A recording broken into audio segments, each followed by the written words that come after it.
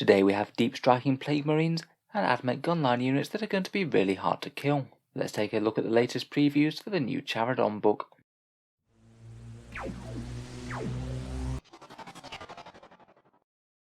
Hello and welcome back to Auspex Tactics, where today we're looking at the new Armies of Renown rules, once again shown off to us by Warhammer community. This one really does seem to be quite a busy one for them with the Warhammer 40k releases. I suppose they do have a new Drakari Codex, a new supplement, and the Piety and Pain box releasing, plus also that preview at the weekend.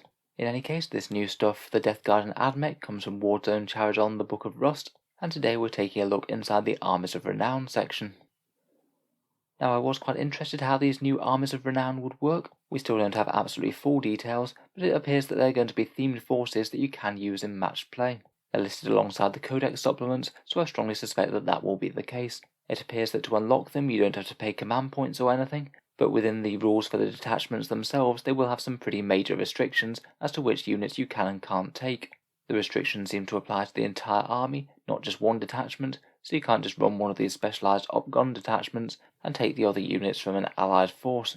On the two that we can see today, the Armies Defence Cohort and the Terminus Est Strike Force, it does seem that the restrictions are at least fairly major.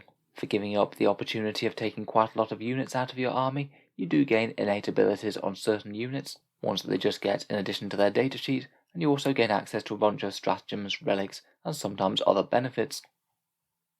The first one that we have is for the Death Guard, and it's the Terminus Est Assault Force. This one represents Typhus's way of war, leading the Harbingers into battle, where he much prefers massed infantry assaults as opposed to crushing the enemy with tanks. As I said, the restrictions to gain access to it are fairly major. The entire army must be Death Guard, and it must be all drawn from the Harbinger's Plague Company, so that does shut out a lot of options. And on top of that, you can't even use any vehicles either, so no rhinos for your Plague Marines, no Plague Burst Crawlers, Defilers, Blight Drones, or anything else. This is going to be Plague Marines, Terminators, Possessed, and Poxwalkers for the most part. For giving up all those options, you do seem to get quite a lot of decent benefits. The main innate one is Outbreak Assault, which is the one that allows Deep Strike Plague Marines. Basically, if Terminus Est Assault Force units are put into Strategic Reserve, instead of just emerging as per normal from the table edges, they can actually Deep Strike 9 inches away from enemies. Obviously this is kind of pointless on Terminators as they already get that, but I guess it's pretty interesting for things like Poxwalkers, Plague Marines, Possessed, who can now appear from nowhere to assail the foe out of Deep Strike. For me, I'm a little bit unconvinced as to how good this really is. You still have to pay command points for them to do it, and arguably Terminators might just be the best thing to do deep striking anyway, as they've got really powerful close assault weapons, as well as being really tough. Don't get me wrong, Deep Strike Plague Marines could be really quite good fun. They can hit very hard in close combat as well, but just as a core rule, I'm not massively overwhelmed by this. In addition though, you can also have your Psychers generate powers from this new Festa discipline, which we can see one spell for in a second. You gain access to a fair few new stratagems, and at least one unique relic all of their own. We will have to wait till later to see the full list, but we do have one stratagem, one spell, and one relic shown off, so let's take a look at these. The stratagem actually works quite well with the Harbinger's signature Poxwalker strategies. This one's Callous Disregard, and it means that if you have a unit of Poxwalkers in combat with an enemy unit, you can still use this one to open fire at the enemy unit that's tied up in combat. It does cost 2 CP, and it will be one of your infantry units, because of course you can't take vehicles, but it could be quite satisfying to open fire with say a full unit of Terminators or Plague Marines into a unit that was already tied up by zombies.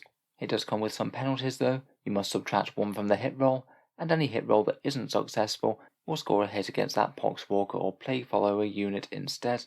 Could be quite frustrating for your opponent. They wouldn't be able to shoot themselves if they're tied up, when they can still potentially be shot if they need to. Still though, it's a reasonably pricey one for what it does. At 2 CP I would put it situational, as opposed to something to build your entire army around. Next we have one of those Festa discipline spells, and this one's called Lung Rot. This one's basically trying to take an enemy unit, really hamper its movement, and particularly stop it making charges. It's Warp Charge 7, you target an enemy unit within 18 inches of the Psyker, and for your opponent's next turn, they can't advance, they can only select units within 6 inches to be a target of a charge, and whenever they make a charge roll, they can't re-roll the dice. So quite a lot going on there, but all in all, that could just be really annoying if you do manage to get it off on a opponent's powerful melee piece. If this could be the difference between stopping some Blade Guard veterans making a charge or not, then it could be a really cool spell. It's pretty interesting that you can use this on any target it seems, whether it's a vehicle or a massive super heavy. though I think it will be most devastating on fairly slow moving infantry. If you can only move 6 inches, you can basically stop any enemy units making charges that are greater than 12 inches away. Still though, I guess you'll have to weigh up against all of the other contagion discipline powers. I'm not convinced it's massively standout compared with the rest, though it seems useful. Finally, we have Rock Grip. This is a relic Power Fist or Plague Claw. It gives you a massive strength times 3, so strength 12 normally, AP minus 3 and damage 2. It is also a plague weapon, so you'll be re-rolling 1s to wound, and unlike normal Power Fist, it doesn't have the minus 1 to hit, so it'll be a bit more accurate. Overall, it does seem quite nice. With Contagions of Nurgle, you'll be wounding anything that isn't toughness 8 on 2s re-rolling 1s, so that's pretty much guaranteed, and you'll be hitting with far more of your attacks as well. Seems like it'd be reasonable enough on a Lord of Virulence or on a standard Chaos Lord, and it might give you a little bit more bang for your buck on the standard Lord, just because that one isn't already a plague weapon. Say if you have 5 attacks, it averages something like 6 or 7 wounds on a toughness 7 vehicle, so it's quite a decent punch. Looking forward to seeing the rest of the full rules for this strike force. I must admit, at the moment I'm not massively sold as it being the new hotness for Death Guard. Giving up all vehicles, Mortarion himself, and locking yourself to Harbingers, all is really quite a lot of restrictions, and outside of more themed and narrative forces, I'm not sure if these benefits are quite enough to make up for that. So moving on to the Servants of the Omnissiah then, and we have the Mechanicus Defence Cohort. Again, there's some pretty major restrictions. You can't use any Skitarii units in your entire army, so there goes about half of the Admech Codex straight off the bat. Interestingly though, at least from this preview, it doesn't say that your entire army must be Admech on this. It does sound like you might be able to run this as an allied detachment, though I'm going to reserve judgment on that until we've actually seen the full rules in the book. There might be other restrictions besides this that are printed there that aren't here. In any case, the benefits for these guys look quite a lot more useful. It helps Castellan robots, Cataphren units, and servitors. Not at all bad, as Castellan robots and Cataphrons are really quite powerful in game right now. The headline ability of this Extremist Sentinel Protocols rule is that you get -1 damage if the unit is entirely within your own deployment zone or entirely in range of an objective. The -1 damage is only against ranged attacks, so it won't help you out if you're getting cut up with swords, but nevertheless that is a really massive durability boost. Both the Castellan robots and the Cataphron servitors will make great use of this. The Cataphrons will now be able to laugh off damage 3 shooting, as it's only half as effective, and of course damage 2 shooting will be far weaker as well. I think it might make you make some slightly tough decisions though. You can't really loiter with your entire army in your deployment zone all game long, otherwise you're going to lose on objectives. So you probably just want a few key gunline units to hang back there and still have a fairly balanced force that can go out and take the midfield.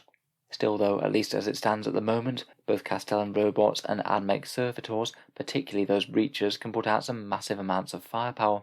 I'd argue that both are some of the most competitive units in the Admech decks already, particularly breachers with arc rifles in that custom Forge world, and giving an already great unit an enormous defense buff like this is really just going to take them to the next level. In addition, this rule says something about holding steady and setting to defend, but doesn't really say exactly how those rules can be accessed. Those are the ones that you usually get if you're charged in light cover, so you get a bit of a combat advantage, and I'm going to guess that it means that you can just make use of those rules all the time, perhaps for those exact same units, the Castellan robots and the Cataphrons. It doesn't really say here though, so we're going to have to wait and see. Otherwise, you also get a few stratagems, and also a relic too. So here we have 2 stratagems from the cohort, and also that relic called Forge Fire. The first stratagem's a small shooting buff. It's a 1 command point one, and you use it on one of your Castellan or Cataphron units, and you get +1 to hit, provided your unit is in your own deployment zone, and the enemy unit is within theirs. If and when you can actually use this, this is monstrously good. Units of Cataphrons and Castellans can get to absolutely enormous sizes, and you could be getting +1 to hit for a sizable amount of them. I would bear in mind though that their range is only 36 inches, they're only going to overlap the deployment zones by a small amount, and if even one model from your unit or the target unit is out of the deployment zone, it's not going to be doing anything. So it seems great when it works. It'll be really good for a powerful opening volley. The second one for 2 CP is Bolster Defences. This one can either be used to give a terrain feature light cover, or if it already had light cover, then you add 2 to the saving throw instead of 1. Again, perhaps a little bit pricey at 2 CP. I don't think it'll be used every game, but if you do have just a really enormous ruin in your own deployment zone that you can quite happily lurk in for a while, making that ruin give you +2 to your cover saves is really quite solid. This would gel pretty excellently with Cataphron breachers. If they're in light cover, then they'd still be saving on a 2+, even if the enemy was firing them at AP -1. Kind of depends on the table that you're playing on though, and whether your opponent really has all that many guns as opposed to trying to sort you out in melee. Finally, the last relic is Forge Fire. This one's basically an up-gunned Volkite blaster for the Tech Priest Dominus. It gives the Volkite increased range at 36 inches, base at AP -2, and also damage 2. A pretty solid all-round profile there. I think that could well be worth the 1 CP, as it just means that your Tech Priest will be chucking out a fair bit more damage every single turn. Certainly not game-changing, but adding a little bit more firepower to your gun line for a command point really isn't the worst idea in the world. Overall, I think this Mechanicus Defence Cohort is looking really quite solid, though I think it might depend on the restrictions that are given for the entire army and whether or not you can include it alongside allies. Locking yourself out of all Skitarii units is really quite a big deal, and it means that you won't have all that much left of the Admech codex to choose from. It would mean that your army will be really quite gun-liney. So let me know what you think of these Armies of Renown down in the comments below. Do you think that they're achieving their job of giving you a different way to play an army while giving up some significant options? It'll be interesting to hear your thoughts and ideas. If you've enjoyed the updates, then feel free to subscribe to Auspex Tactics, where I'll certainly be hoping to cover this book in full as soon as it's out. It'll be nice to see all the rules when we have a bit more of a clear picture. Otherwise, if you have been enjoying my videos recently, I would just like to mention that the channel has a Patreon page, which you can find down in the video description. Making all this content does take a fair amount of time, and if you are enjoying regularly, any support is massively appreciated.